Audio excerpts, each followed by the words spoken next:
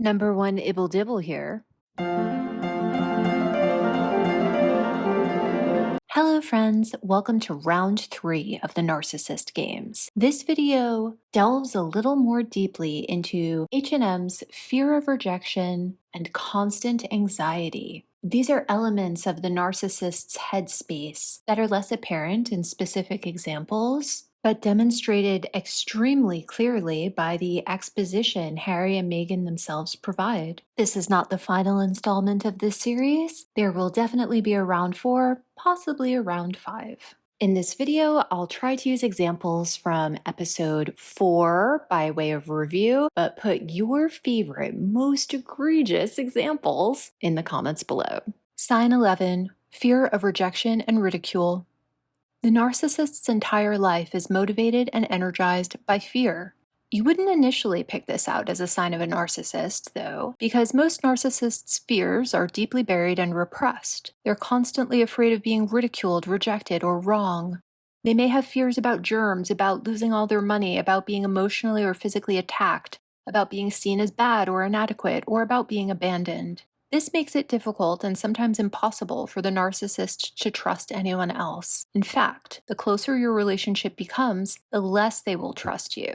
Narcissists fear any true intimacy or vulnerability because they're afraid you'll see their imperfections and judge or reject them. No amount of reassurance seems to make a difference because narcissists deeply hate and reject their own shameful imperfections. Narcissists never seem to develop trust in the love of others, and they continually test you with worse and worse behaviors to try to find your breaking point. Their gripping fear of being found out or abandoned never seems to dissipate.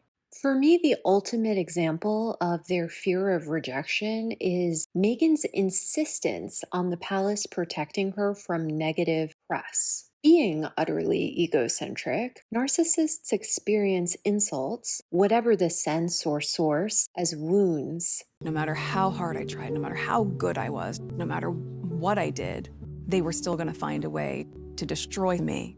To outsiders, it seems ridiculous that Meghan seemingly can't comprehend the difference between physical and verbal attacks, and also can't seem to gauge the severity of any given negative feedback. She is the living definition of can't take a joke.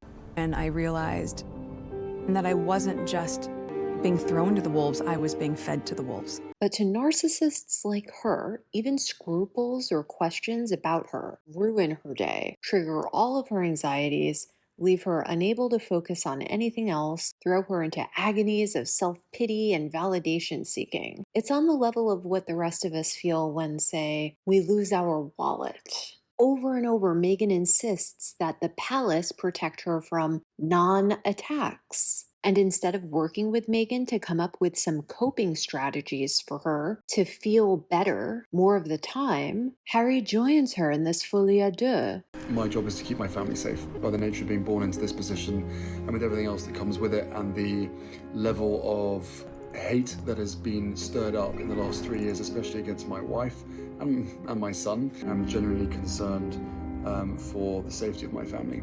This is about duty and service, and I feel as though being part of this family, it is my duty to uncover this exploitation and bribery that happens within our media. Unfortunately, in us standing for something, they are destroying us. He likely does so because he's already learned the hard way that doubting or questioning her perception is tantamount to losing her trust entirely. There were things that were said and the things that were written that I had to go to her to ask, and that was the hardest piece. As the episodes progress, their claims about the damage negative press has done in their lives become more and more outlandish. In episodes 1 and 2, they claim the entire UK is covertly or subconsciously racist, that racism was reflected in Meghan's media coverage, and that media coverage enhanced and magnified that racism and brought it to the surface in a horrible feedback loop. If the government isn't going to do something, or if the media aren't going to sort themselves out, that a culture war that had already existed was going to become huge and become a real problem. 8 days after the relationship became public, I put out a statement calling out the racist undertones of articles and headlines that were written by the British press, as well as outright racism from those articles across social media. As if that logic wasn't outrageous enough, by episode 4, they claimed that said media coverage drove Meghan to the brink of suicide and forced them to exit. What they were doing to her and the effect that it was having on her, like enough of the pain, enough of the suffering. I'd never seen her like that. It was hard. It's very hard to talk about. I was really scared. All of this will stop if I'm not here. And that was the scariest thing about it, is it was such clear thinking. I remember her telling me that she had wanted to take her own life, to just constantly be picked at by these vultures, just picking away at her spirit, that she would actually think of not wanting to be here. And I can't protect her. H can't protect her. When you would expect support from the people closest, we got the opposite. There's only so much you can take on your own, so you end up saying something has to change. It was a huge turning point. It's when we started having harder conversations about what needs to happen for us to be able to continue to make this work. Threats of suicide are actually a common power play among narcissists. And I think she felt justified in faking it because for a narcissist, rejection is a fate worse than death. I think every time her demands for the palace to change the laws, literally and figuratively, of British society went unmet, she escalated and threatened and believed that being pregnant with Harry's child and threatening suicide would be the ultimatum that bent his family, and by extension the press, to her will. She simply refused to understand that her fears are irrational, her perception is wrong, and that's not how any of this works. And if that's not outrageous enough, in the final episode, Meghan claims she fears for her safety and the safety of her babies, even with a full security team in a gated community, because she saw mean tweets about her. And those mean tweets are part and parcel of an entire society, media and public, out to get her. You are making people want to kill me. It's not just a tabloid. It's not just some story. You are making me scared, right? And like that night, to be up and down in the middle of the night, looking down my hallway, like, are we safe? Are the doors locked? Is security on? Is everything? That's real. Are my babies safe? And you've created it for what? Because you're bored, or because it sells your papers, or it makes you feel better about your own life? It's real what you're doing. I especially liked that little jab at the end for those of us who criticize her on social media. Meghan really thinks that she's perfect, her life is perfect, her behavior is perfect, and the rest of us are just jealous. So jealous, she can credibly accuse us of being conspirators to murder? What all of this comes down to is simply a fear of rejection. She's been rejected. People don't like her. That's it. She's not popular, and she cannot stand it. She hates being reminded of it, and she fears the next time she will be reminded of it, which is doubtless many times a day or week, because she's very involved in trying to control her image and pays people to keep tabs on it for her. But she has such a fear of rejection, it's ruining her life. Sign 12, anxiety.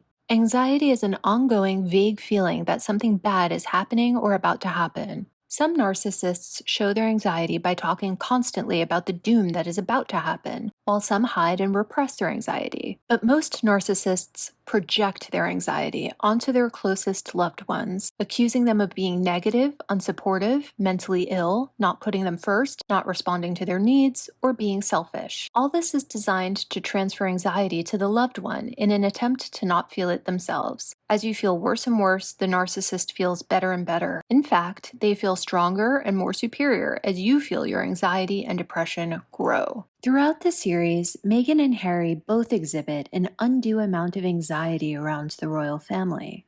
She was afraid of them destroying her or going crazy or them making her think she was crazy. To use the institution to try and do all the things that a batterer would do, like, oh, here's what we're gonna do. We're gonna cut off the money. We're gonna not leave you security. We're gonna do all those things to make you comply and come back.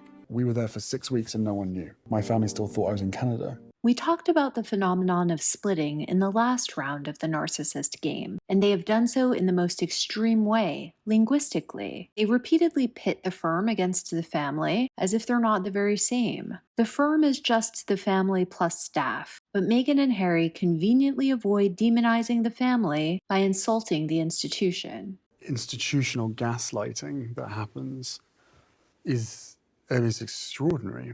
A long simmering feud between Harry and Meghan and palace staff, people Princess Diana called the men in grey suits, is boiling over. We often see this hypocrisy with them. Some terrible racist queried Archie's potential skin color, but Harry won't tell us who. There's a conversation about how dark your baby is going to be? That conversation I'm never going to share. No one taught Meghan how to be a duchess, though she did have a staff of 13, including Our private secretary, she'd worked for the Queen for almost, I think, 20 years. The only way H&M can keep the titles that make them famous is by demonizing the institution they're awarded within, not the queen who awarded them or the king who can ask to have them removed. So they pretend a big difference exists between the two. My gosh, this is when a family and a family business are in direct conflict because they're blocking you from seeing the Queen. But really what they're doing is blocking a grandson from seeing his grandmother. Of course, the rest of the royal family doesn't see life this way at all. I think from their perspective, they had to believe that it was more about us and maybe the issues that we had, as opposed to their partner, the media, and themselves in that relationship that was causing so much pain for us. They saw what they wanted to see. And finds their behavior disgraceful. It was terrifying to have my brother scream and shout at me and my father say things that just simply weren't true, and my grandmother, quietly sit there and sort of take it all in. But you have to understand that from the family's perspective, especially from hers, there are ways of doing things, and her ultimate sort of mission, goal / responsibility is the institution. So H&M claim the family is petty, jealous, competing with them for attention, coordinating in their scapegoating. The issue is when someone who's marrying in, who should be a supporting act, is then stealing the limelight or is doing the job better than the person who was born to do this. That upsets people. It shifts the balance. But also not fully responsible for their bad behavior because, of course, it's the courtiers, help, and press who force them into vying for front pages, and all for charitable causes. Because you've been led to believe that the only way that your charities can succeed and the only way that your reputation can be grown or improved is if you're on the front pages of those newspapers.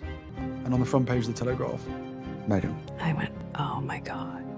She was like, but it's not my fault. And I said, I know. And my mum felt the same way. This is Inception-level gaslighting, and it's not working. The royals and their staff aren't stupid. They know they're victims of Meghan and Harry's smear campaigns. And they stick to the maxim, never complain, never explain. Justified criticism inevitably gets swallowed with time, and unjustified critics like Harry and Meghan are left enough rope to hang themselves. First time that we saw the other members of the family was in public at Westminster Abbey. We were nervous seeing the family because all the TV cameras and everybody watching at home and everybody watching the audience, like living through a soap opera where everybody else views you as entertainment. It felt really distant from the rest of my family, which was interesting because so much of how they operate is about what it looks like rather than what it feels like. And it looked cold, but it also felt cold. Meghan and Harry lived in the system long enough, particularly Harry, to know they practice this method because it works. It was hard, especially spending a time having chats with my brother and my father who just, were very much focused on the same misinterpretation of the whole situation. So none of us really wanted to have to talk about it at my grandfather's funeral, but we did. And, I've had to make peace with the fact that probably never going to get genuine accountability or a genuine apology. My wife and I we're moving on. We're focused on what's coming next. every day when they wake up to tabloids, tweets, YouTube videos, Rotten Tomatoes reviews of this Netflix special, they ask themselves if the metaphorical hangman has knocked on their cell door. I know. It's your brother. I'm not going to say anything about your brother, but it's so obvious. It's like it's even more obvious the fact they're all trying to cover that. But this is the contract, the symbiotic relationship between the two institutions working the best that it can. And that's why they have such a high degree of anxiety and suspicion around the royals, their own family. Is there anyone in your life with a consuming fear of rejection and seemingly constant high state of anxiety? Do you think they're vulnerable? Do you think they're pitiable? Do you think they're insecure? Or do you think they're narcissists? Let me know in the comments. Don't forget to like, share, and subscribe.